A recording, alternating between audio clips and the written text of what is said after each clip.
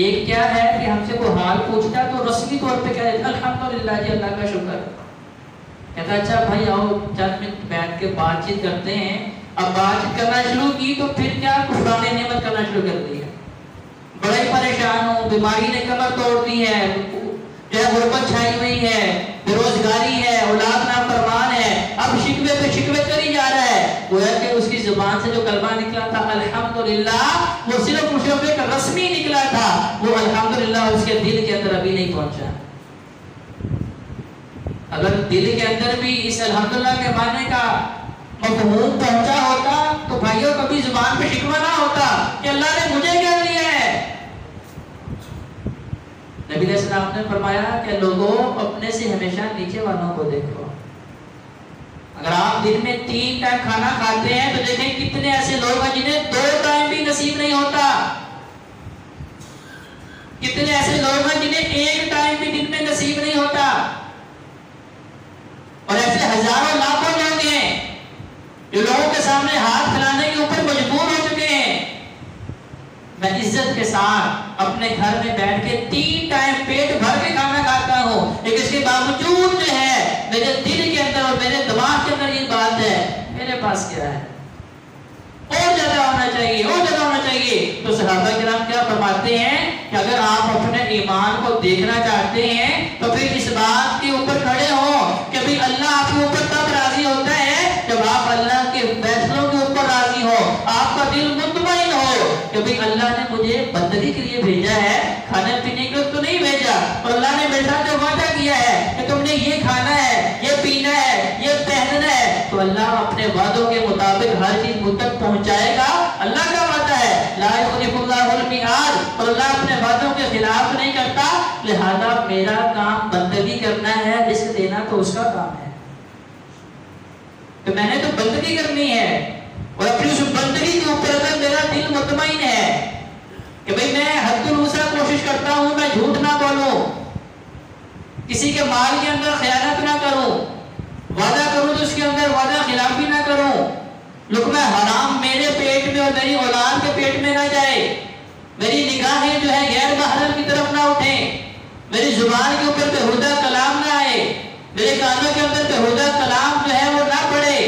میرے ذہن اور دل کے اندر بیہودہ وسوسے جنم نہ لیں۔ اگر تو میں اپنے آپ کو اس چیز کے اوپر کھڑا کر لیتا ہوں تو پھر مجھے مطمئن ہونا چاہیے کہ واقعی میرے اللہ نے مجھے جس دین کے لیے جس کام کے لیے پیدا کیا ہے میرا ایمان اور میرا اسلام خالص ہے، جو خالص دین اللہ نے مجھے حکم دیا تھا وَاخْلِصُوا لِلَّهِ کہ اپنے دین کو اللہ کے لیے خالص کر دیں۔ دوسرا مقام سورہ ہجر آیت نمبر 39 اور 40، یہ پہلی آیت بھی ہماری اصلاح کے لیے کافی ہے، ہمیں جھنجھوڑنے کے لیے کافی ہے کہ اگر یا تو ہم پکے مومن ہیں، اگر پکے مومن نہیں تو چونکہ ہم شرک بھی نہیں کر رہے، کفر بھی نہیں کر رہے، اس کا مطلب کہ اگر خالص ہمارا اسلام ایمان نہیں تو پھر ہم منافق ہیں، اور منافقین کا انجام بھی اللہ نے بیان کر دیا۔ دوسرا مقام سورہ ہجر آیت نمبر 39 اور 40، گھر جا کے تنہائی میں پڑھیے گا، مطالعہ کیجیے گا کہ شیطان جب اسے اللہ تبارک و تعالیٰ نے جنت سے نکال دیا اور اسے رجیم اور ملعون قرار دیا کہ تو لانتی ہے، تو دھتکارا ہوا ہے، اب تو میرا دشمن ہے، اللہ نے کہہ دیا، اب یہ اللہ کے ساتھ جو ہے باتیں کرتا ہے، اللہ کی ربوبیت کی قسم اٹھا کے کرتا ہے لَأُغْوِيَنَّهُمْ أَجْمَعِينَ، اللہ میں سب کو گمراہ کر کے چھوڑوں گا۔ قَالَ رَبِّ بِمَا أَغْوَيْتَنِي لَأُزَيِّنَّ لَهُمْ فِي الْأَرْضِ وَلَأُغْوِيَنَّهُمْ أَجْمَعِينَ، اللہ ان انسانوں کی وجہ سے تو نے مجھے گمراہ کیا ہے، تو نے مجھے لعین اور لعین بنایا، لعنتی بنایا ہے، لَأُغْوِيَنَّهُمْ أَجْمَعِينَ، اب میں ان سب کو گمراہ کر کے چھوڑوں گا۔ شیطان اللہ کے ساتھ بات کرتا ہے، اللہ کے ساتھ وعدہ کر رہا ہے، اور اپنی وہ اس کوشش کے اندر لگا ہوا ہے پہلے دن سے، لیکن شیطان کو بھی پتہ ہے کہ اب اس کے جھانسوں سے کون بچے گا، اس کے جال جو اس نے لگائے ہوئے ہیں ان سے کون محفوظ ہوگا۔ شیطان خود کہتا ہے اِلَّا عِبَادَكَ مِنْهُمُ الْمُخْلَصِينَ،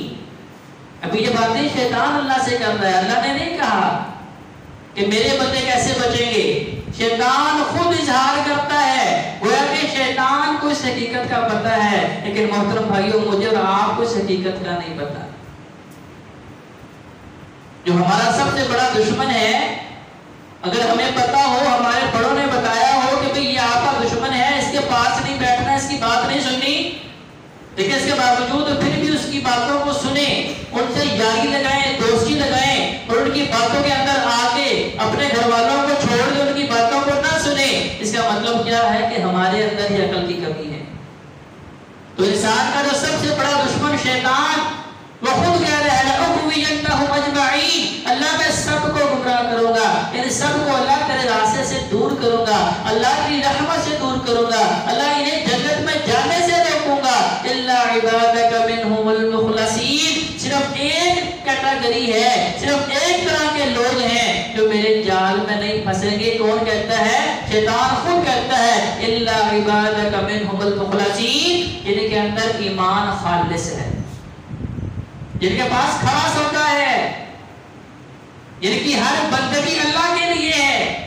جن کی ہر عبادت اللہ کے لیے ہے۔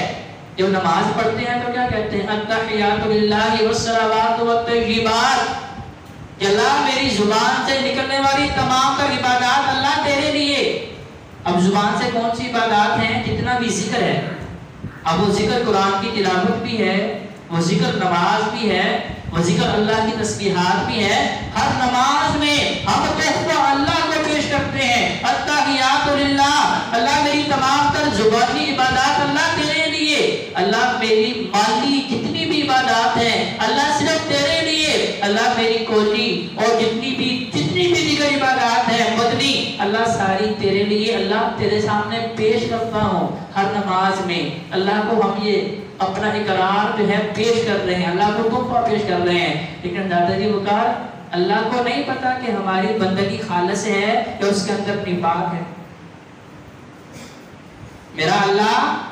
جو علیم بذات الصدور ہے، تو دلوں کے اندر وضو سے جنم لیتے ہیں، میرا اللہ تو ان کو بھی جانتا ہے۔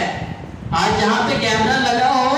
وہاں پہ ہم بڑے محتاط ہو جاتے ہیں کہ بھی اگر میں نے کوئی غلط حرکت کی، اس کیمرے کے اندر میری وہ حرکت آ گئی اور لوگوں کو وہ بات بتا دی گئی تو میری عزت نفس مجروح ہو جائے گی، میری عزت معاشرے میں اور میرے گاؤں میں۔ لیکن جو کیمرہ اللہ نے لگایا ہے،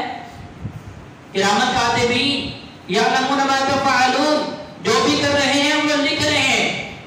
اور بھائیوں صرف یہ فرشتے ہی نہیں، اللہ نے وہ نقشہ بھی کھینچا ہے کہ قیامت کے دن اللہ تبارک و تعالیٰ نے زبان کے اوپر تالے لگا دینے ہیں، زبان نہیں بولے گی، کیونکہ اس دنیا میں ہم اسی زبان کے ذریعے جھوٹ بولتے تھے، اب زبان بند کر دی گئی ہے، آنکھیں بول کے بتا رہی ہیں اللہ میرے ذریعے کہ یہ غلط کام کرتا رہا۔ زبان خود وہ جو ہے، جتنے بھی دیگر اعضاء ہیں سارے بولیں گے اللہ ہمارے ذریعے یہ غلط کام کرتا رہا۔ پھر اعضاء کے علاوہ زمین کے وہ ٹکڑے، وہ شجر، وہ حجر، وہ درخت، وہ پتے، وہ پتھر جو ہیں اللہ کی بارگاہ میں آ کے کیا بتا رہے؟ اللہ ہمارے اوپر کھڑا ہو کے اللہ نافرمانی کرتا رہا،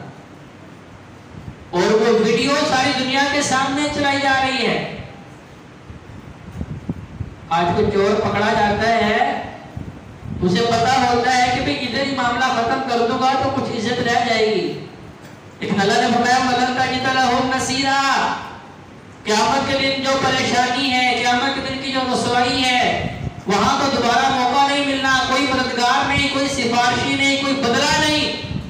انسان جہاں تک حسرت کرے گا کاش کہ آج میں زمین و آسمان کا مالک بھی ہوں، اس ایک گناہ سے بچ جاؤں جو گناہ مجھے جہنم میں گرانے کا سبب بنتا ہے، میں اللہ کی راہ میں زمین و آسمان دے کے بھی اللہ کو راضی کر لوں، لیکن اس وقت موقع